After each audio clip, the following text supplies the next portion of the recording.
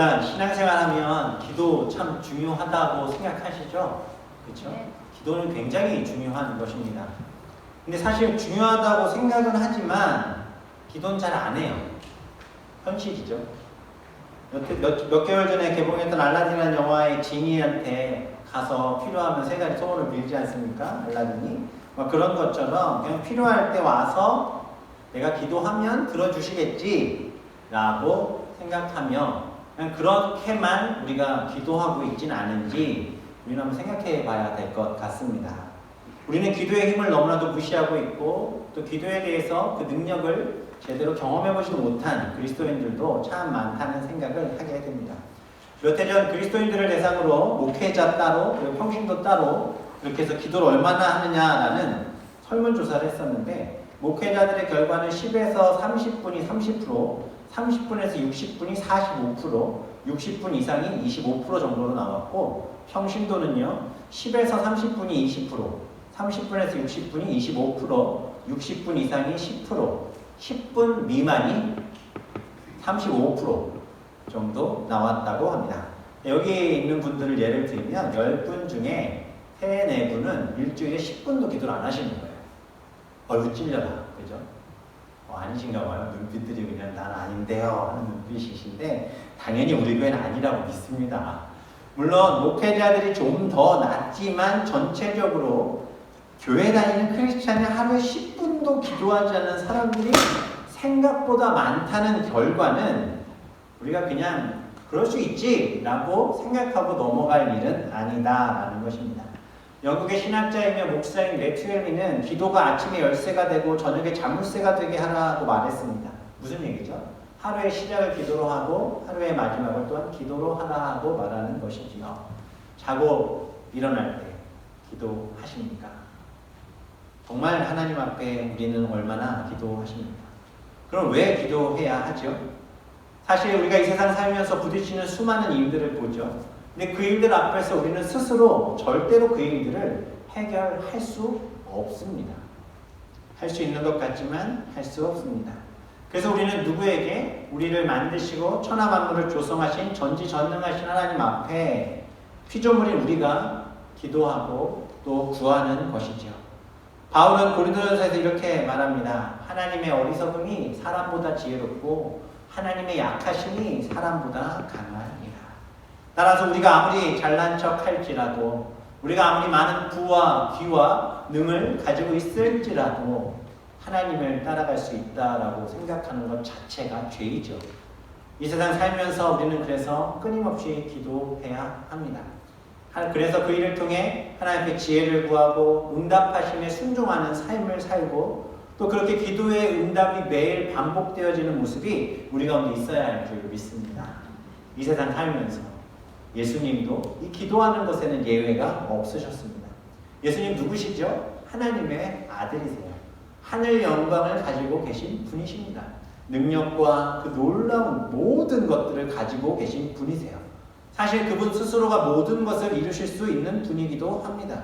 성령의 놀라운 능력을 가지신 분이기도 해요. 그래서 그분은 이 땅에 계시면서 딱히 하나님께 기도하지 않아도 그분의 사역을 감당하실 수도 있는 분이세요. 그런데 그 예수님이 어떻게 하셨다고요? 매일 기도하셨다. 오늘 본문은 그 이야기를 하는 거예요. 다 같이 읽어볼까요? 시작.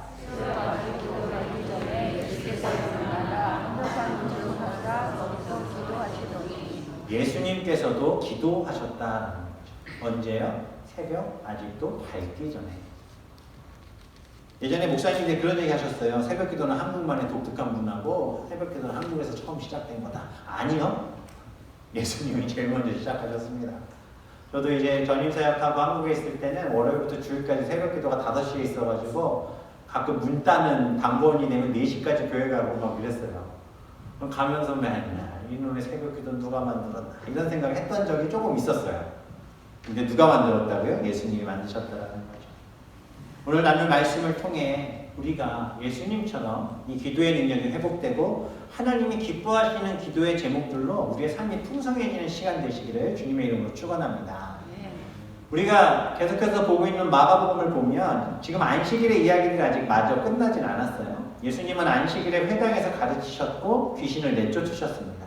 이 이후에 베드로의 장모의 열병을 고쳐주셨죠. 그리고 이제 안식일 저녁이 되었어요.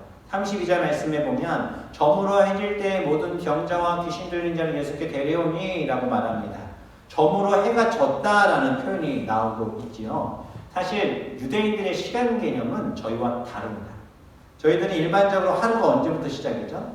밤 12시 지난 다음부터 그 다음날 밤 12시가 하루로 계산을 하는데 유대인들 같은 경우에는요. 하루에 해가 지면서 그러니까는 우리 기준으로 하면 오후 6시가 그 하루의 시작이에요. 그리고 그 6시가 저녁 6시가 하루의 시작이고 하루의 끝입니다. 이해하셨습니까? 그래서 저녁 6시에 시작하고 그 다음 해질 때까지 해서 그럼 그게 끝인 거예요.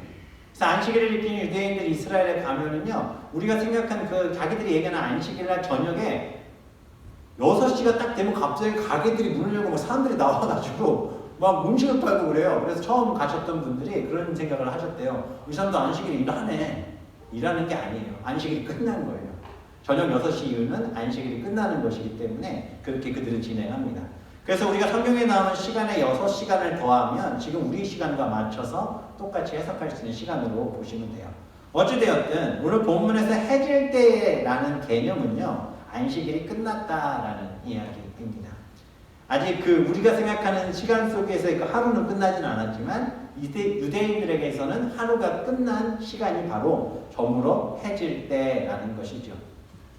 그래서 유대인들은 깜깜한 시간에 그들의 시간이 시작되고 밝아지면서 날이 또 끝난다라는 거죠. 어찌 보면 이것은 굉장히 영적인 의미를 가지고 있죠. 하나님께서도 천지를 창조하실 때 뭐라고 하십니까? 저녁이 되면 아침이 되니 이는 첫째 날이라 말씀하시죠. 이 말씀은 어둠에서 시작하여 밝아지는 과정을 통해 그 하루를 밝혀가시는 하나님의 방법이죠. 우리 그리스도인의 삶도 어찌 보면 비슷합니다. 캄캄한 인생길. 그죠? 어떻게 돼요? 예수님 만나면 밝은 빛으로 나아가죠. 칠흑과 같은 밤이 지나야 새벽이 오고 아침이 오듯 우리의 신앙생활도 그렇게 캄캄한 인생이라 여길 수 있겠지만 주님 만날 때 밝은 빛으로 나아가게 될 줄 믿습니다. 그렇게 그 안식일이 끝나자 새 날이 되자 병자와 귀신 들린 자들이 모여들기 시작합니다. 아마도 우리가 앞에서 보았던 회당 사건에서 귀신 들린 자가 고침을 받았다는 소식이 예루살렘 그 갈릴리 사방에 퍼졌다라는 말씀이 28절에 나오지요. 그 일 이후에 사람들이 안식일이 끝나기 때까지 이렇게 기다리고 있었던 것 같아요. 그리고 밤 시간이 딱 되자마자 예수님은 이제 사역을 끝내고 쉬러 가셔야 되는데 사람들이 우르르 몰려들기 시작한 거죠. 그리고 그 자리에서 사람들이 하나님의 말씀을 듣고 또 예수님을 통해 무슨 일이 벌어집니까? 병든 자와 귀신 들린 자들이 예수께 나와 고침을 받고 있었다라는 겁니다. 그리고서 이제 33절에 이런 말씀이 있습니다. 온 동네가 그문 앞에 모였더라라고 얘기하고 있습니다. 사실 동네에 사람들이 모여온 거잖아요. 그렇죠? 그럼 누가 모였다고 얘기해야 돼요? 온 동네 사람이 그문 앞에 모였더라라고 얘기하는 것이 맞을지 모르겠습니다. 근데 이 한글 번역이 잘 되어 있는데 이것은 동네라는 개념이 맞습니다. 다시 말씀드리면 동네 사람이 아니라 동네. 동네는 뭐죠? 그 동네에는 그들만의 문화와 제도와 삶의 뿌리가 있습니다. 예수님이 보실 때 마가는 이 책을 기록할 때 그 동네 자체가 병들었다라는 거예요. 그리고 그 모든 것을 누가 예수님께서 나음을 입게 하고 계시다라는 거죠. 무엇으로? 예수 그리스도의 말씀과 능력으로 사람뿐만 아니라 그 지역 전체를 예수님께서 깨끗하게 하고 계셨습니다. 사랑하는 성도님들, 우리들도 예수 그리스도를 믿음으로 나와 나의 가정과 또 우리의 지역과 우리가 있는 일터와 모든 것들의 영적 병듦이 예수 그리스도의 이름으로 깨끗함을 얻는 은혜가 있기를 소망합니다. 그냥 교회에 나와서 예수님 안다고만 되어지는 일은 당연히 아니겠지요. 그냥 예수님을 아는 것만으로 결코 능력은 있을 수 없습니다. 무슨 얘기인지 아시겠어요? 여기 계신 분 다 예수님 아시죠? 예수님이 하나님의 아들인 거 아시죠? 근데 그것만으로 우리가 구원받았고 그것만으로 우리가 하나님의 자녀라 얘기할 수 없다라는 거예요. 왜 그 말씀을 드리냐면 오늘 본문 34절에 보면 예수께서 각종 병이 든 많은 사람을 고치실 때 많은 귀신도 내쫓으셨는데 뭐라고 나옵니까? 귀신이 자기를 알므로 그 말하는 걸 허락지 아니하셨대요. 앞에 있는 말씀을 통해서도 말씀드렸지만 귀신들이 누구를 알아요? 예수님을 알아요. 오히려 사람들보다 예수님이 무슨 일을 할지, 그분이 누구인지를 누가 더 잘 알아요? 귀신이 더 잘 알아요. 귀신은 귀신인가 봐요. 그죠? 귀신이 더 잘 알아요. 우리도 똑같아요. 여기 지금 다 예수님을 알죠. 하나님의 아들이라는 거 알죠. 그분이 우리를 십자가에 달려 구원하셨다는 것들도 우리가 대충은 알고 있죠. 많이 알고 있습니다. 그럼 아는 것만으로 구원받고 아는 것만으로 우리가 하나님의 자녀로 살고 있다라고 생각하신다면 착각입니다.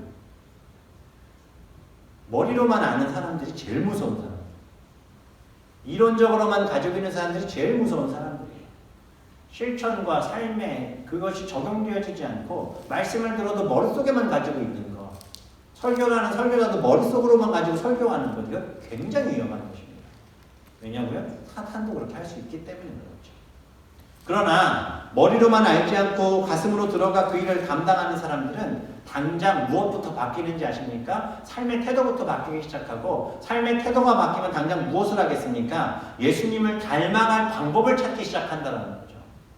예수님을 어떻게 하면 닮을 수 있을까? 어떻게 하면 예수님처럼 살 수 있을까를 고민하며 살아간다라는 것입니다.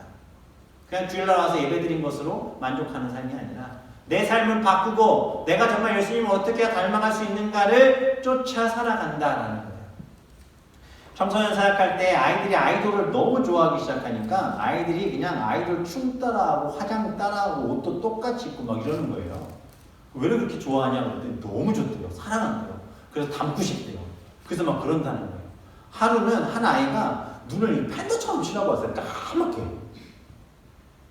그리고 왔길래 제가 보면서 야, 너 설마 브라운 아이드 걸스 가인 따라했냐? 그랬더니 이 아이가 목사님 어떻게 하셨어요? 그러는 거예요. 그때 가인이라는 브라운 아이드 걸스는 한국 그룹의 가인이라는 그 여자아이가 눈을 이렇게 스모키 화장을 하고 앞머리를 살짝 삐뚤게 자르고 막 그랬거든요. 앞머리도 삐뚤게 자르고 스모키 화장을 하고 그렇게 나타났어요. 얘가 옷도 살짝 붙는 옷을 입고 누가 봐도 닮게 하고 왔어요. 그래놓고 제가 물어보니까 어떻게 하셨어요? 뭘 어떻게 하냐 딱 보니까 이렇게 그죠? 왜 그랬냐니까 닮고 싶어서 그랬대요. 그래서 제가 물어봤죠. 야, 너는 브라운 아이드걸스의 가인이 그렇게 좋아하니까 너무 좋대요. 그럼 넌 성경에 나오는 가인은 아니? 그랬더니 성경에 가인이 나와요? 그러니 제가 말했죠. 가인은 최초의 살인자야. 몰랐어요? 그러면 가인도 그런 뜻이에요? 물론 얻었다 뭐 이런 뜻이긴 한데 어쨌든 좋지는 않다 나는. 그랬더니 그때 제가 좀 당황하는 모습을 봤는데, 사랑하는 성도님들, 세상에 많은 것들을 보고 우리는 따라하고 싶고 닮고 싶어 하는 것들이 참 많아요. 그렇죠? 안 그러세요? 안 닮고 싶어 하세요? 돈 많이 버는 사람들은 안 닮고 싶으세요? 사업 잘하는 사람들은 안 닮고 싶으세요? 교회도 안 다니는데 자녀들 잘 먹고 잘 살고 하는 모습 보고 잘 되는 모습 보면은 부럽다, 나도 교회 다니면 쟤들처럼 저렇게 힘이 날 거, 그런 생각 혹시 안 해보셨어요? 예수님 사랑하면 예수님 닮아야 됩니다. 좀 바뀌어야 되지 않겠습니까? 그냥 이 시간에 아멘만 하면 끝이죠. 닮으셔야죠. 언제까지 머리로만 신앙생활 하려고 하십니까? 귀신도 알고 하나님 두려워하고 예수님 알고 무서워하는데, 가만 보면 이 교회 나오는 성도들이 예수님 하나님 제일 안 무서워요. 귀신보다 더해요. 어떻게 보면 하나님을 두려워하지도 않아요. 죄 짓고 싶으니까 죄 짓고 하고 싶은 대로 살잖아요. 귀신은 그렇게 하고 있다가 예수님 보면 두려워 덜덜덜 떨어요. 근데 오늘날 성도들은요, 죄 짓고 있다가 교회 와서 떠는 사람 하나도 없어요. 정말 예수님 닮았으면 좋겠습니다. 정말 하나님 형상을 회복하고 예수님 닮으셨으면 좋겠어요. 그럼 예수님은 어떻게 삶을 사셨길래 또 우리는 어떤 예수님의 모습을 닮아야 하는가? 그 첫 번째 가장 중요한 게 뭔가? 그냥 이건 성경 전체 결론이기도 할 수 있습니다. 바로 예수님처럼 기도해야 된다는 거예요. 저희들이 오늘 본문 읽은 말씀, 새벽 아직도 밝기 전에 예수께서 일어나 나가 한적한 곳에 가서 기도하셨다고 하셨어요.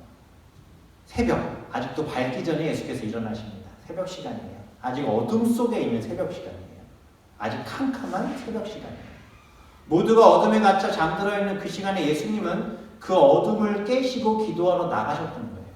예수님이 잠이 없어 깨셨을까요? 아니에요. 예수님도 사람이세요. 늦은 시간 너무나도 보냈겠죠. 그러나 예수님은 눈을 뜨셨습니다. 핸드폰 알람 맞춰놓고 눈 뜨셨을까요?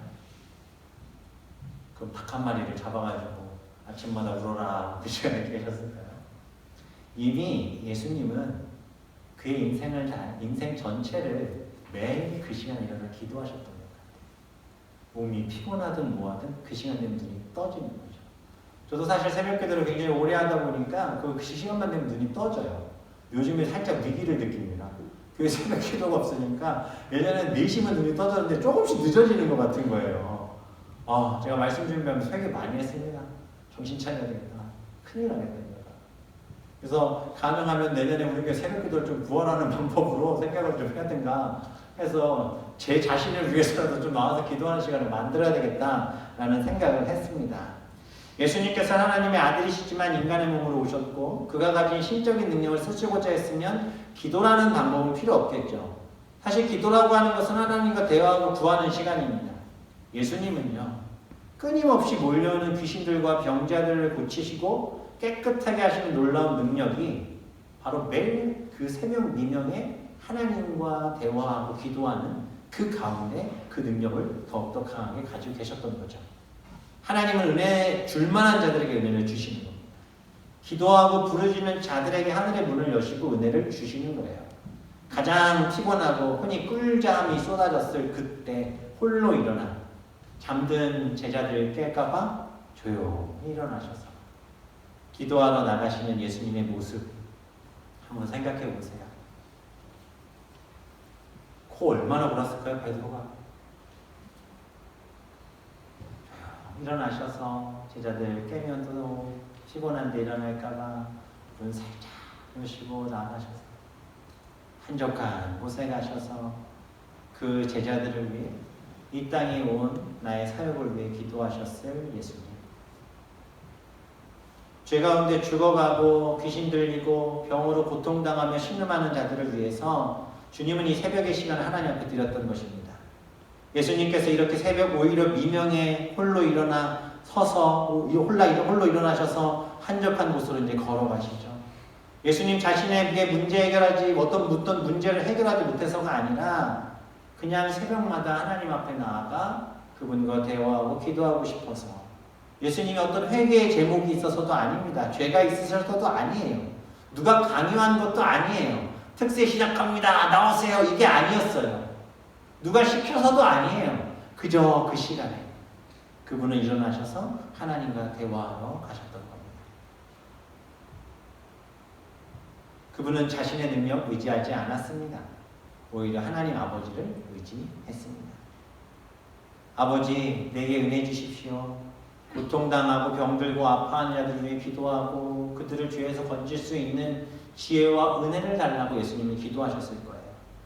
하나님이 보내신 그 뜻 이루어지게 해달라고 기도하셨을 겁니다.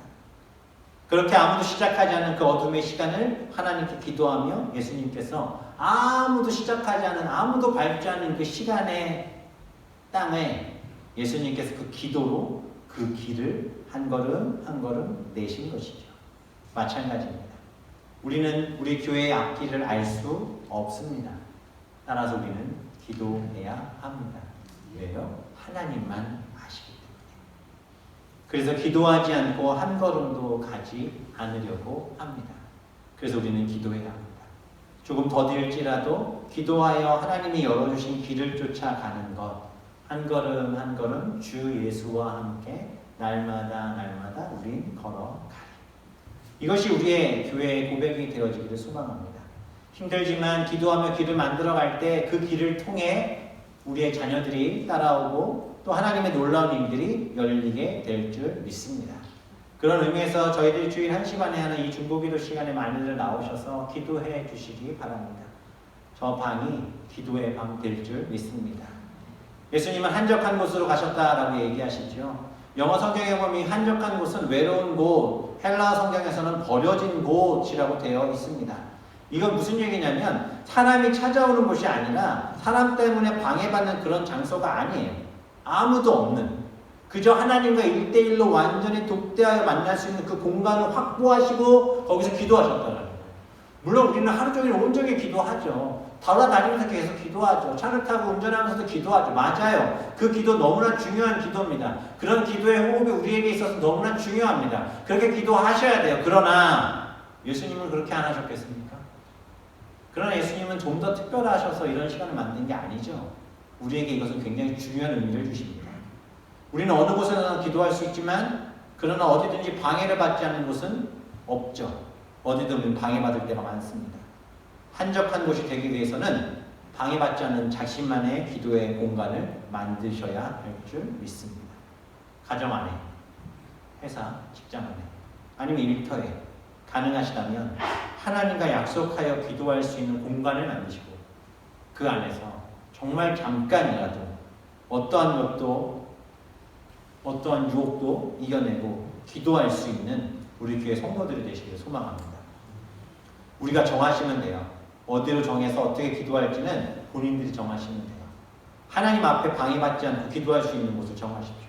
어찌 보면 그것은 가장 외로운 곳이에요. 가장 영적 전쟁이 치열하게 일어나는 공간이기도 합니다.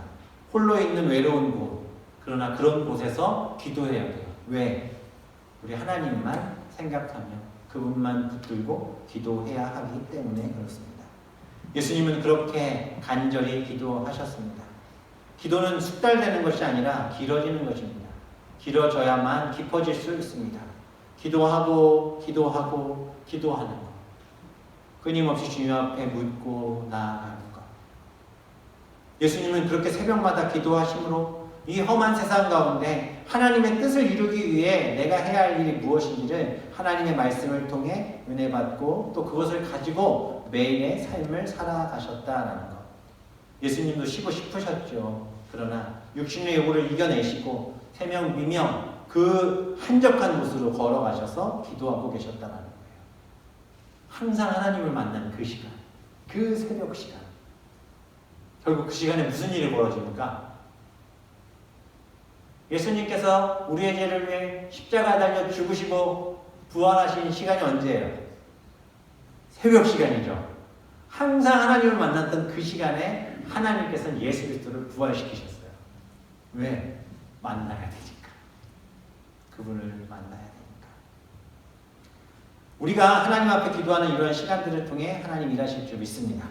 기도하는 자들 하나님 붙드십니다. 내가 편한 대로 신앙생활하고 인정받으려고 살지 마시고 제가 뭐 인정해준다고 행복합니까? 뭐 캐나다 총리가 누가 될지 모르겠지만 그 사람이 뽑혀가지고 우리를 인정해주면 뭐 그게 행복합니까? 아니요.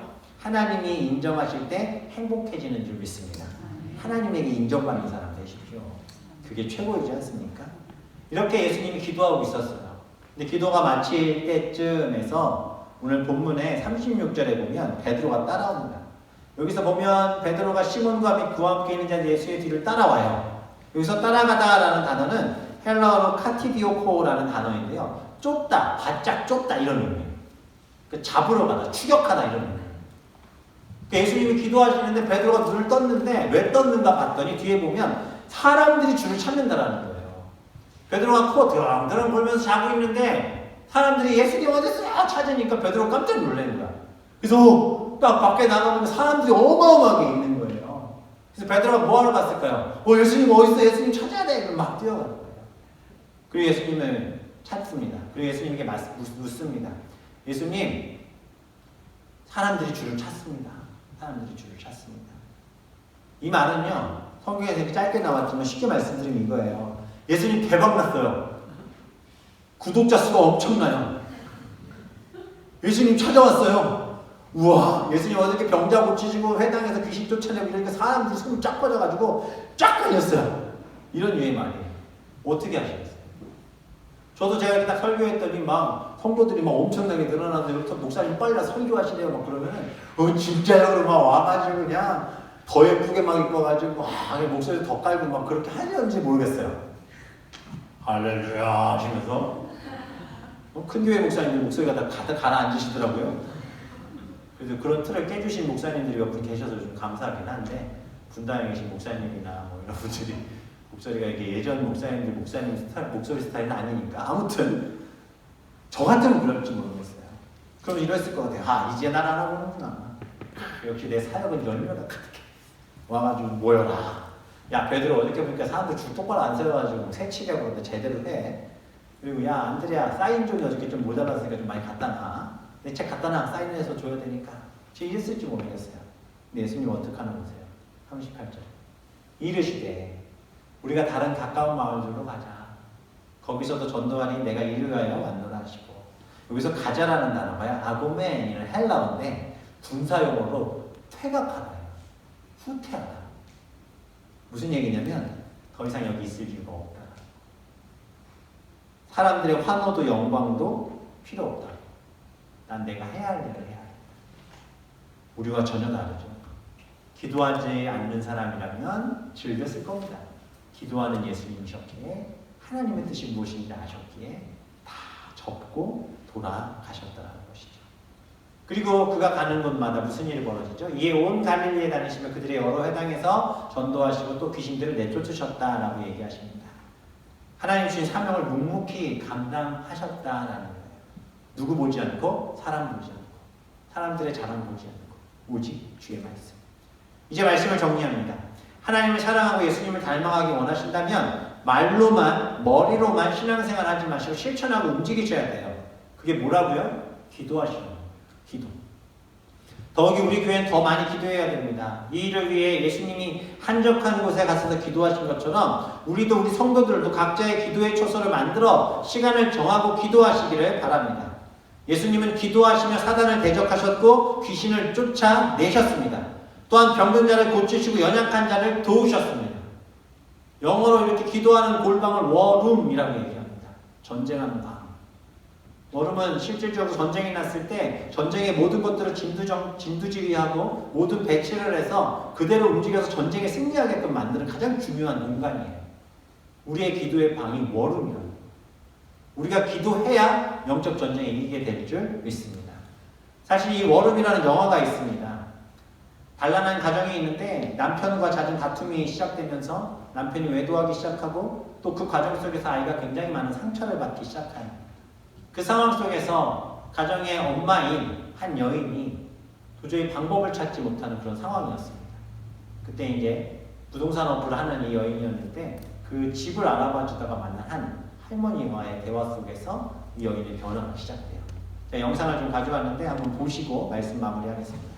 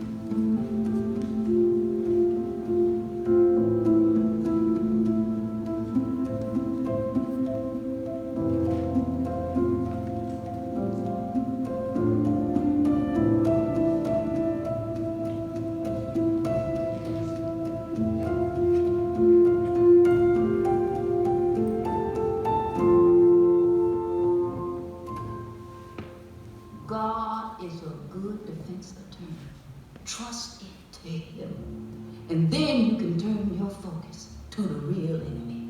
The real enemy? The one that wants to remain hidden. The one that wants to distract you and deceive you and divide you from the Lord and your husband. You see, that's how it works. Satan comes to steal, kill, and destroy. And he is stealing your joy.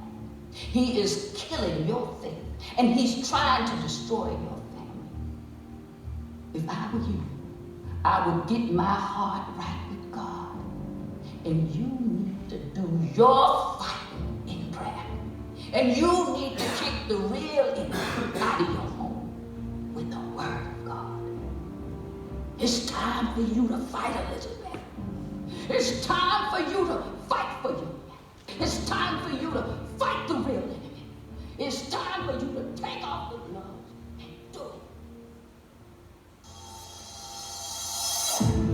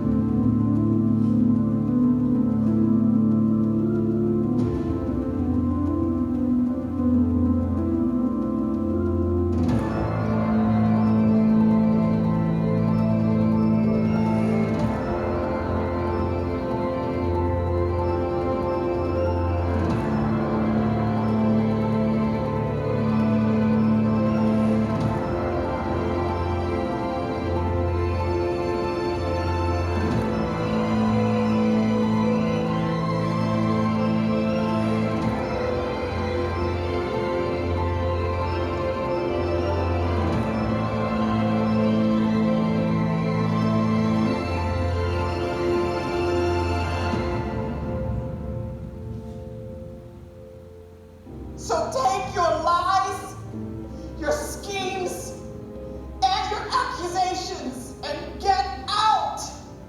In Jesus' name. You can't have my marriage. You can't have my daughter. And you sure can't have my man. This house is under new management. And that means you are out. My joy is found in Jesus. And just in case you forgot, he has already defeated you. So go back to hell where you belong and leave my family alone.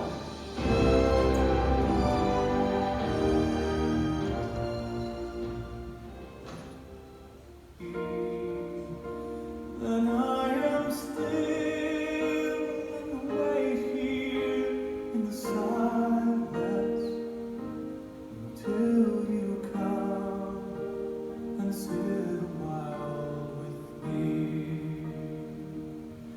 You raise me up so I can stand on mountains. You raise me up to walk on stormy seas. I am strong when I am on your shoulders. You raise me up to all that I can be.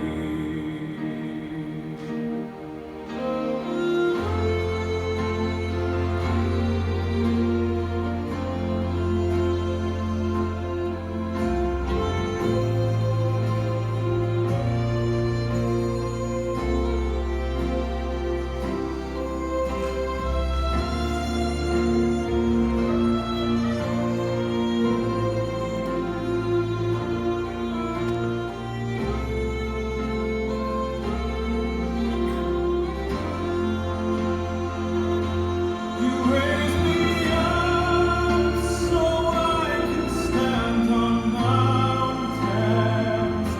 You raise me up to walk on stormy seas. I am strong. 잘 보셨습니까? 집에 옷장 다 있으시죠?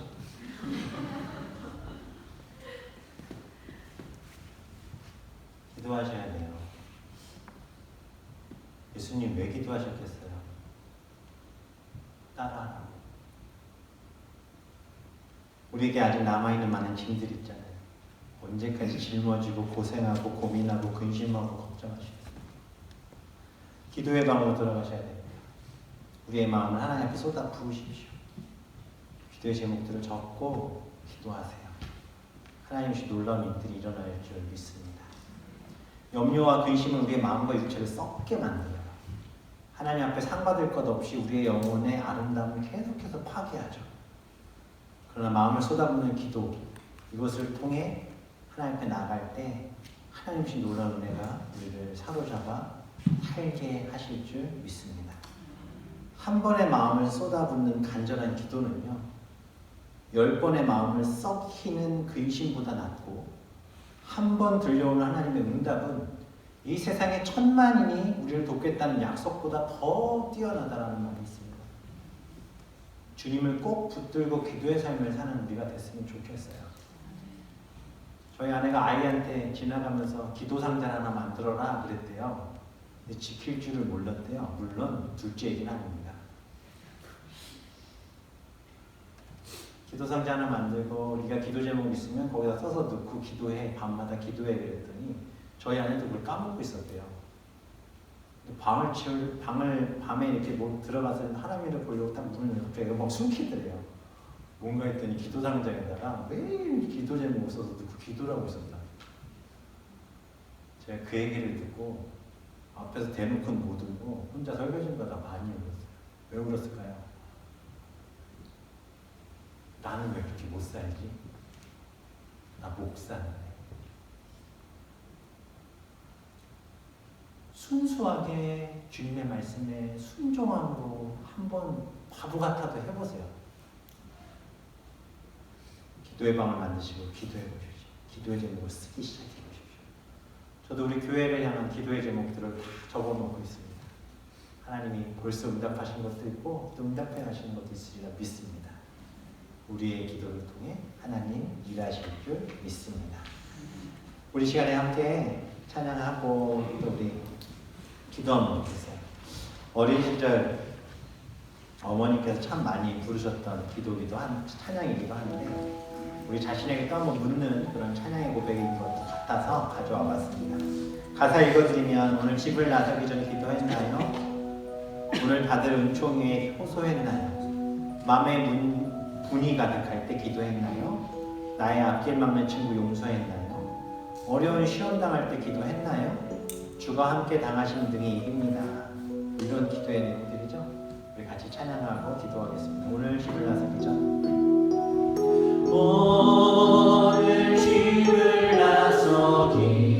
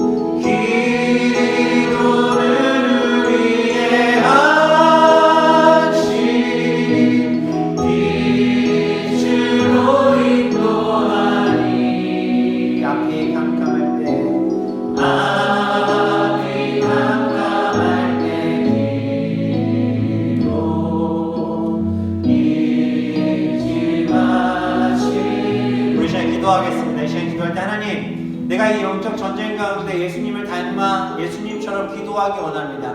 당장 하나님, 내가 주님과 약속하겠습니다. 하나님, 내가 기도의 시간을 약속하겠습니다. 하나님, 내가 기도의 공간을 약속하겠습니다. 하나님, 매일 정한 시간 누구에게도 방해받지 않는 기도의 시간을 확보하여 그 시간 주님 앞에 기도하겠습니다. 하나님, 이러한 기도 제목을 가지고 약속하며 우리가 이 시간 같이 기도하시고, 그동안 기도하지 못했던 우리의 연약한 모습이 있다면 주님 용서해달라고 함께 기도하며 나갑니다. 함께 기도하겠습니다.